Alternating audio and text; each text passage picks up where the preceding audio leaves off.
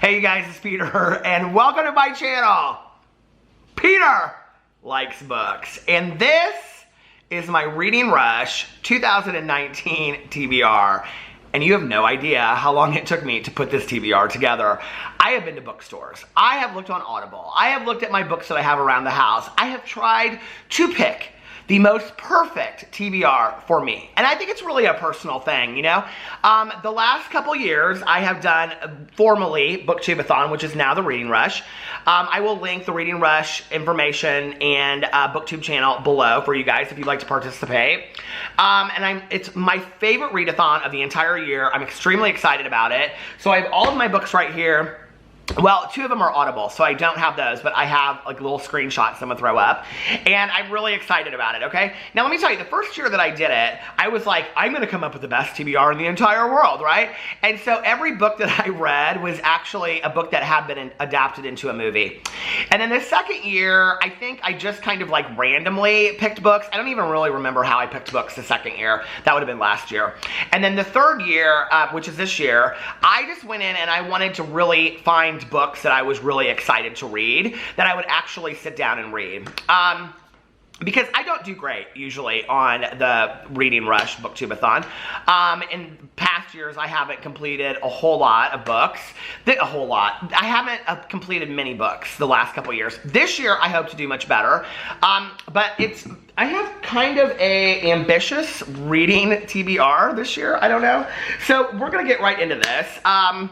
It's kind of a bizarre TBR for me. Like, it's not the books that I thought it would be. I think last year I had almost all, like, young adult contemporary or something like that. I don't know. I have no idea what I put on my TBR last year. I remember, like, one book that I read. It was about the guy that won the lottery. You remember that book? It was by Jennifer somebody. It was not that great. So anyway, it doesn't matter.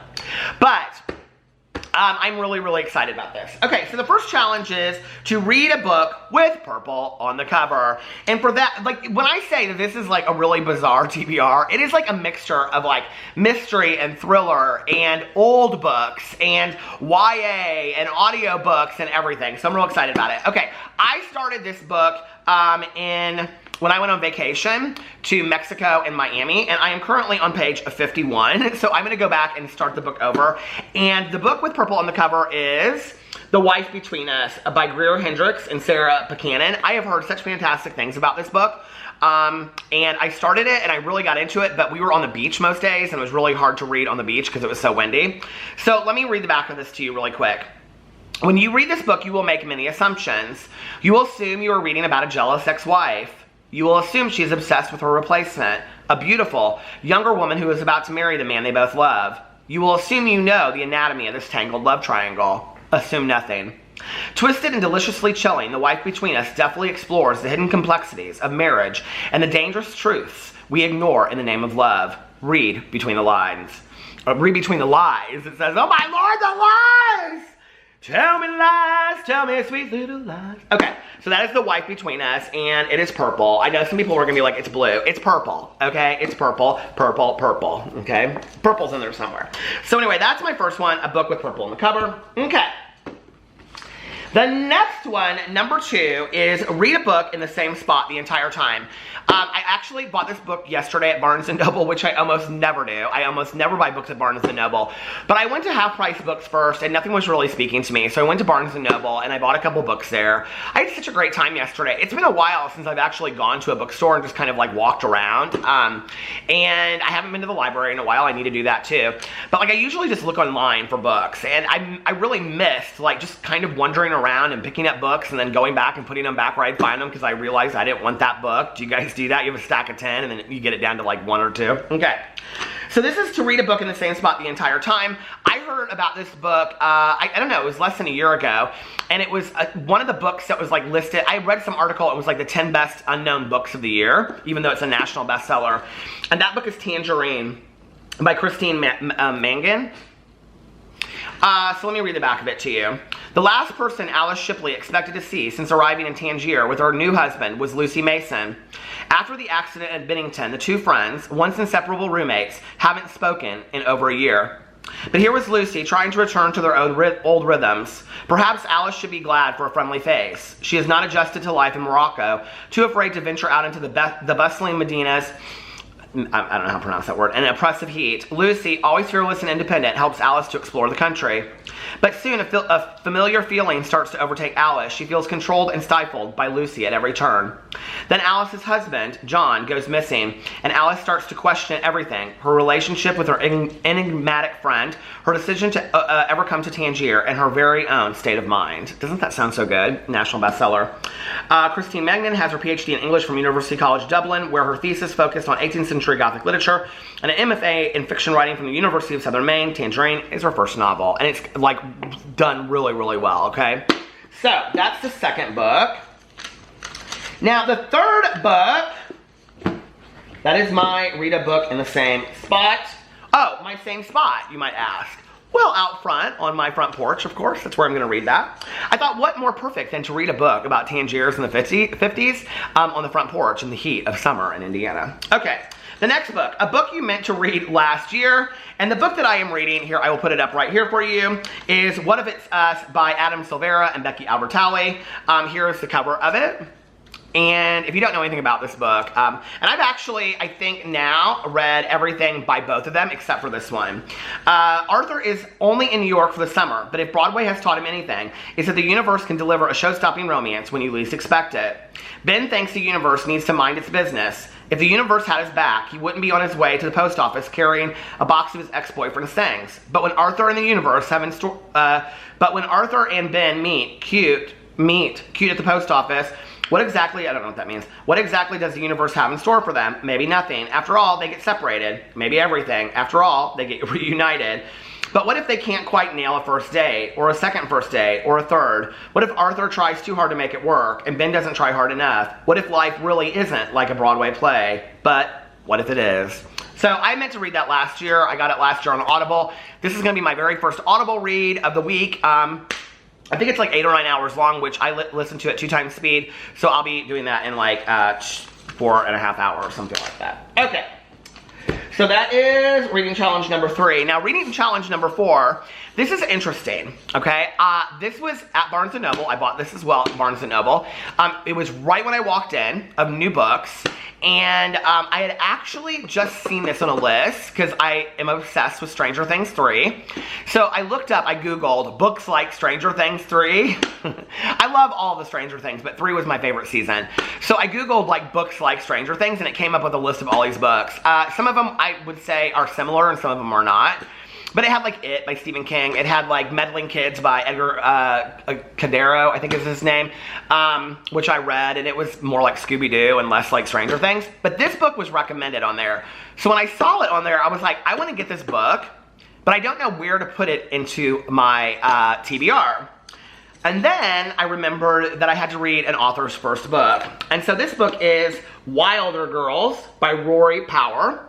And it is a Barnes & Noble YA Book Club exclusive edition, which doesn't really mean a lot to me because some of the books that they pick for their Barnes & Noble best picks over there, this is where it ends, I don't believe should be in the bookstore, so, because I didn't care for that book, not one bit. Also, Woman in Cabin in Tent. Anyway, those 2 books, they could take off the shelves completely. I did not care for either one of those books. But I have much hope for this book. It is getting praise in a lot of reviews. So let me read this to you. It's been 18 months since the Raxter School for Girls was put under quarantine, since the talks hit and pulled Hetty's life out from under her. It started slow. First the teachers died one by one, then it began to infect the students, turning their bodies strange and foreign. Now cut off from the rest of the world and left to fend for themselves on their island home, the girls don't dare wander outside the school's fence, where the tox has made the woods wild and dangerous. They wait for the cure they were promised as the tox seeps into everything. But when Bayet goes missing, Hetty will do anything to find her, even if it means breaking quarantine and braving the horrors that lie beyond the fence. And when she does, Hetty learns that there's more to their story, to their life at Raxter, than she could have ever thought true. Rory Power grew up in Boston, received her undergraduate degree at Middlebury College, and went to earn an MA, I know, Boo Radley, an MA in prose fiction from the University of East Anglia. She lives in Massachusetts. Wilder Girls is her first novel. So I'm very excited about this. This was probably one of my favorites that I'm most excited about in my TBR. Have you guys seen this? Beautiful cover too, isn't it? Okay, so that's read an author's first book. Number 4! Oh my god. Okay, where is it? Read a book with a non-human. A non-human. Read a book with a non-human main character, a non-human main character. I love dog books. I love dogs. Pee-Pee the Flying Chihuahua is laying around. I cannot speak anymore. I make so many damn videos in a day. Pee-Pee the Flying Chihuahua is laying right next to me. Tucker is right there. Boo Radley just jumped down. They just sit here. I love dogs. Dogs are my life. And that is why I got the book, A Dog's Way Home, a novel by Bruce Cameron. Okay, now I have read Lily and the Octopus, which yesterday or 2 days ago I called Lucy and the something. And The Art of Racing in the Rain is one of my favorite books of life ever. I just heard that they're turning it into a movie. And I was saying to my friend, I was like, but how is that possible? Oh, I was talking to Mel, the co-host of the book club. I was like, but how is that even possible? The whole thing's told from a dog's point of view. I don't know. Is that the same with this? So, it's now a major motion picture. I might watch the movie if I finish the book, A Dog's Way Home. When 400 miles of dangerous Colorado wilderness separate one brave dog named Bella from her beloved person, she sets off on a seemingly impossible and completely unforgettable adventure home. A Dog's Way Home is a beautifully told, charming tale that explores the unbreakable bond between us and those we love. A classic story of unwavering loyalty and incredible devotion, this fantastic and exhilarating journey of the heart brilliantly speaks to the incredible power of love and resilience, a spirit that tie us together. And the Huffington Post said, a heartwarming and exciting story. Now let me tell you why I got it, okay? It says, chapter 1, from the beginning, I was aware of cats. Cats everywhere. Well, that's one of my biggest fears other than sharks, because I do not love cats. I'm sorry if you like cats. I'm sorry. I know cats are aliens. They truly are. So anyway, that's my 5th book, a book with a non-human character. Okay. Number 6, a book with 5 or more words in a title. Okay, and the book that I am picking, here it is, right here. Two Can Keep a Secret by Karen McManus. Oh, hold on, let me get to my screenshots. Here is the, okay, did you know that a sequel to One of Us is Lying is coming out next year? I did not know that, I just saw that on Goodreads. So if you like Karen McManus and you read One of Us is Lying, the sequel to it's called, I think it's called something like One of Us is Next or something. But this one is called Two Can Keep a Secret. I really liked One of Us is Lying. And let me read this to you. Echo Ridge is a small town America. Ellery's never been there, but she's heard all about it. Her aunt went missing there at age 17. And only 5 years ago, a homecoming queen put the town on the map when she was killed. Now Ellery has to move there to live with a grandmother she barely knows. The town is picture perfect, but it's hiding secrets. And before school even begins for Ellery, someone's declared open season on homecoming. Do you guys remember the magazine back in the day, Ellery Quinn, that was like it was like Alfred Hitchcock magazine, but it was, you know, mysteries? Kind of reminds me, I wonder if that's why she picked the name. The town is picture perfect, but it's hiding secrets. And before school even begins for Ellery, someone's declared open season on homecoming, promising to make it as dangerous as it was 5 years ago. Then almost as if to prove it, another girl goes missing. Ellery knows all about secrets. Her mother has them. Her grandmother does too. And the longer she's in Echo Ridge, the clearer it becomes that everyone there is hiding something. The thing is, secrets are dangerous, and most people aren't good at keeping them, which is why in Echo Ridge it's safest to keep your secrets to yourself. I'm really excited about this, okay? So this is my second audiobook that I'm going to be reading if I finish the first one, okay, which is the Adam Silvera, Becky Albertalli book. And this is a book with $500, 5 words in the title. Okay, so I'm very excited about that. Now, the last one is read a book to movie adaptation and watch the movie as well. I went circles around this, okay? I mean, I literally was just going through cable and I was like writing down like every free movie that was up that had been a book that was turned into a movie. And I had so many written down. And it was weird because today I was actually just like looking through all my books and I found this book that I bought like last year or the year before in a haul that I did. And I was like, oh, well, this reminds me of my first year of doing Booktubeathon, the Reading Rush, revamped. So I'm going to do that. And I am reading for my book to movie adaptation. Many of you will have never heard of this. And many of you, when I hold this book up, will be like, oh my God, I forgot all about that. And that is The Island by Peter Benchley.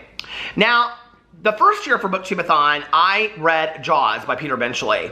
If you're looking for a book for your TBR, for Reading Rush this year, let me just tell you that for the book to movie adaptation, Jaws is fantastic. You will never look at the movie Jaws the same way again if you read the book. The book is completely different, but similar, but different. There are so many like backstories, sub-characters that you don't ever hear about in the movie, right?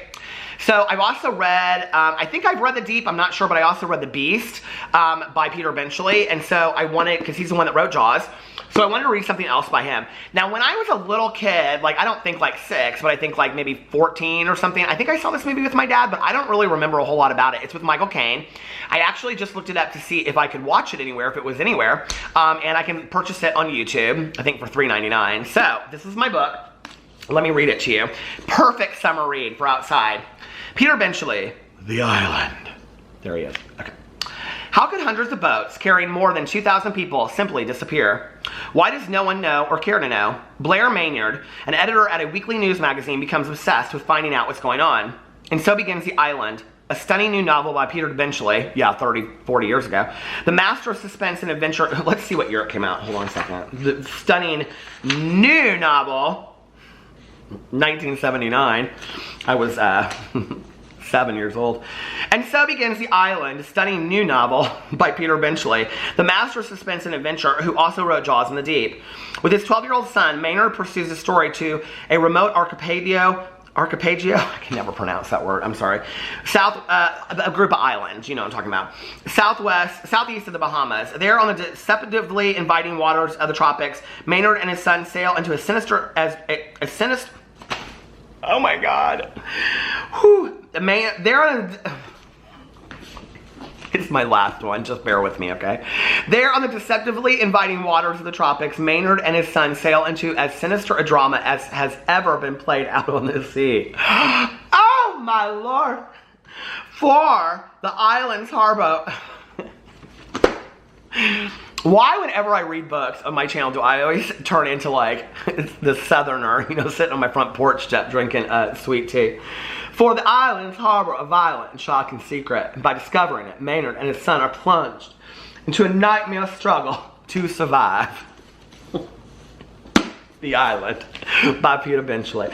I'm so excited. It's shake and bake, and I helped. But anyway, so these are my books. I've got to finish this video. This video is like 300 minutes long. Here's my books. Oh wait, hold on. Let me turn it around so you can't see my books on the thumbnail. That's what you have to do, you know.